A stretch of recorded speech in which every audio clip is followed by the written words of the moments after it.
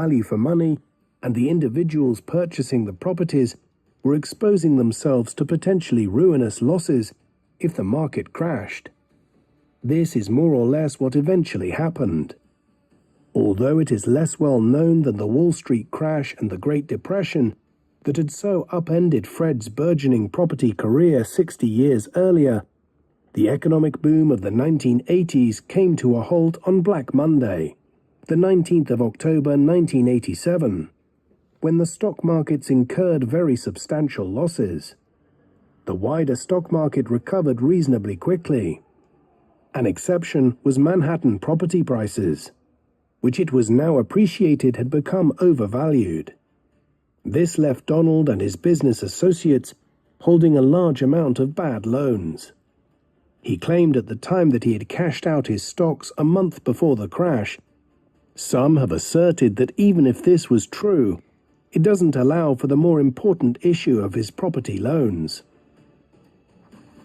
The question of exactly how much money Donald had either borrowed from his father or indirectly acquired from him through the Trump Organization during these years has been widely debated in recent times.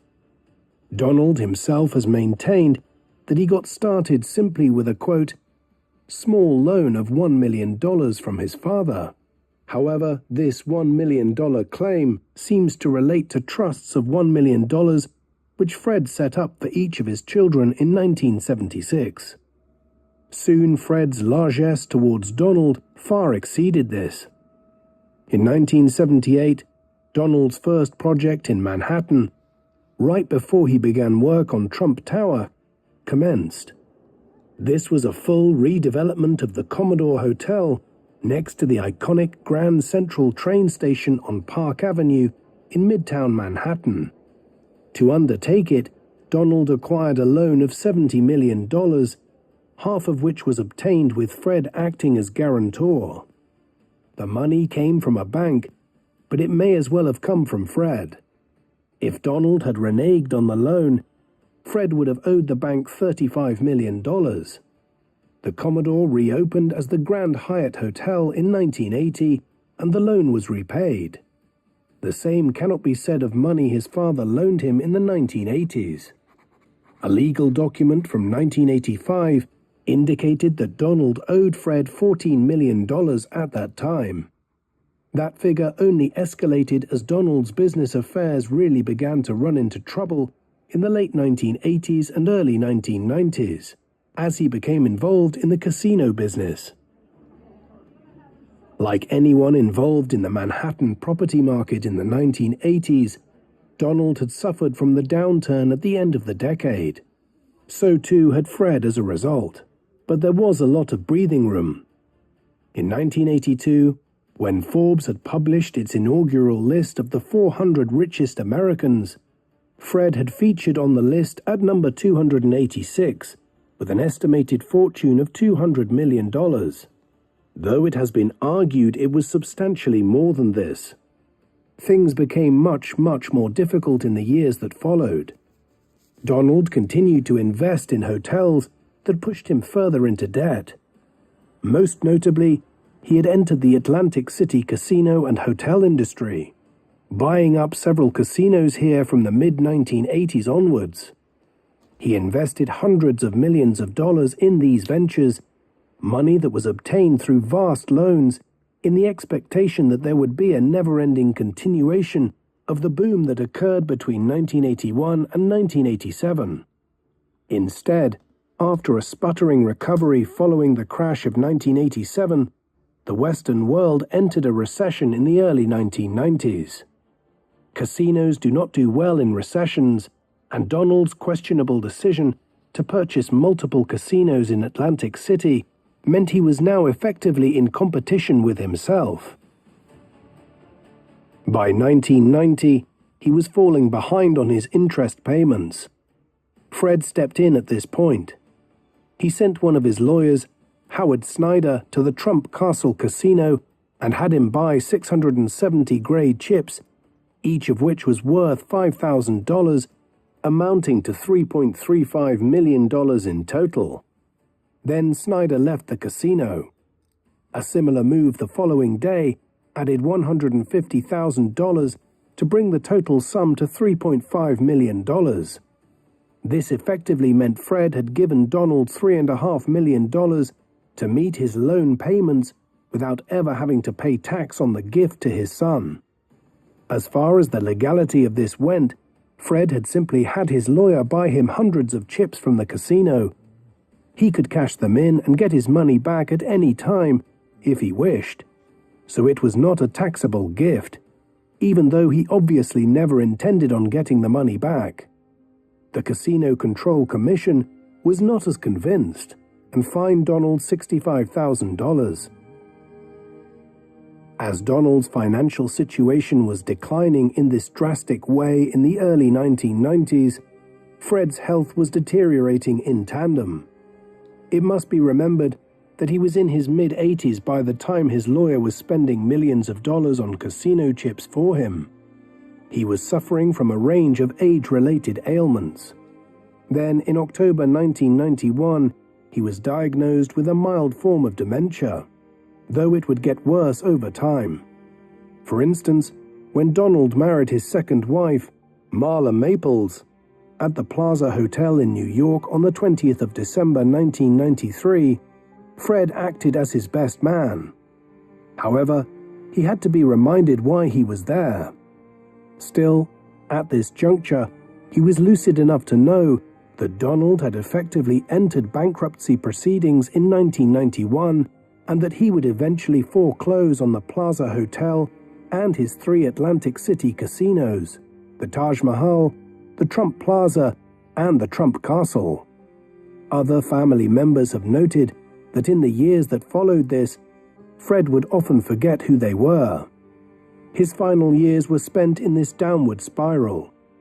Eventually, Fred was hospitalized in 1999 in Long Island and died from pneumonia on the 25th of June 1999 at 93 years of age. His funeral was held in Manhattan, and he was buried in a family plot at Middle Village in the borough of Queens, where he had lived and worked for most of his life, despite the family's recent move to the other side of the Hudson River. Fred Trump's death was not the end of his story. For years there had been internal wrangling within the family over his wealth and property empire. Although Fred had planned that Donald would take over the family business and run it, he never intended that he would inherit everything. Instead, he had made provisions in his will for each of his children to acquire a large slice of his estate and for extended members of the family, notably Freddie's 2 children, Fred III and Mary, to also be given a proportion of the inheritance. There were accusations from several family members that Donald tried to intervene to change this arrangement as early as 1990 in such a way that would see him become the majority benefactor. Fred refused to allow this at the time, and it is notable that in 1991 he made 2 of his other children, Marianne and Robert, co-executors of his will. Thus, when Fred died 8 years later, the will was still broadly along the lines which he had intended. This was important. For all that developments within the Trump organization in the 1980s and 1990s had compromised elements of the company's future, huge amounts of property that Fred had built over the decades still remained vested solely in his ownership until his death. He didn't leave behind a huge amount of liquid cash assets, yet there were tens of millions of dollars of property assets on paper. Studies of the family wealth suggest that these were actually worth hundreds of millions of dollars, and there are allegations that the estate had been drastically undervalued in the 1980s and 1990s to avoid paying substantial inheritance tax when they were passed on to Fred's children. Hence, the properties in question were passed to the next generation and then often sold a few years later at anywhere between 10 and 20 times what they had been previously listed as being worth. This financing provided a crucial lifeline to Donald to dig himself out of the financial troubles he had been experiencing during the 1990s. As well as this, A dispute also arose around the alleged codicil to Fred's will that had been added to curtail the portion of the estate that would pass to Freddie's children, Fred III and Mary Trump, who alone amongst Fred's grandchildren were direct inheritors of a portion of the estate. This controversial addition to the will resulted in a legal dispute over whether Fred could have added the codicil and whether or not he was of sound enough mind to be responsible for his actions if he did, given his advanced age and dementia. A very divisive lawsuit followed. In the end, a partial settlement was reached. However, both Fred III and Mary Trump insist they were essentially disinherited by Donald, who they claim exploited their grandfather's poor cognitive state towards the end of his life. Fred Trump was, by temperament, a conservative and unflashy individual who avoided the limelight. He was obviously very well known within New York business circles, and many people in the city and elsewhere in places like Norfolk in Virginia would have known that he was their landlord, albeit while having virtually zero direct contact with him. Beyond this, he was an obscure figure, unknown to the wider world. Some have argued that this was probably exactly how he wanted it. Staying out of the news was a good way to avoid pesky financial officials peering too closely into his business affairs. What this meant is that the world has only really become interested in Fred Trump in relatively recent times. This was already occurring to an extent in the latter stages of his life. As Donald broke into the Manhattan market with Trump Tower and then constructed casinos in Atlantic City, the press often questioned where he had come from and what financial backing he had to begin with. This interest in Fred, as the man who bankrolled Donald and started his career, has only intensified over time, particularly so since Donald became president for the first time in 2017. It has been fueled by memoirs by members of the Trump family, notably two of Fred's grandchildren who were broadly removed from the family inheritance at the time of Fred's death. Newspapers and other media outlets have also generated a lot of new information about Fred's life and career in recent times. The story of Fred being arrested during a Ku Klux Klan rally in the summer of 1927, for instance, only surfaced in 2016 during the US presidential election of that year, as fresh scrutiny was cast on Donald's family background. Hence, Fred Trump's career has garnered more and more attention as the years have gone by since his death. While the Trump family is primarily known today for Donald Trump, the 45th and 47th President of the United States, Fred Trump was the man who built the dynasty. We would probably have never heard of Donald Trump had it not been for his father, in much the same way that John F. Kennedy was only ever in a position to become president in 1961 because of his father Joseph's enormously successful business career. Fred had a leg up as well.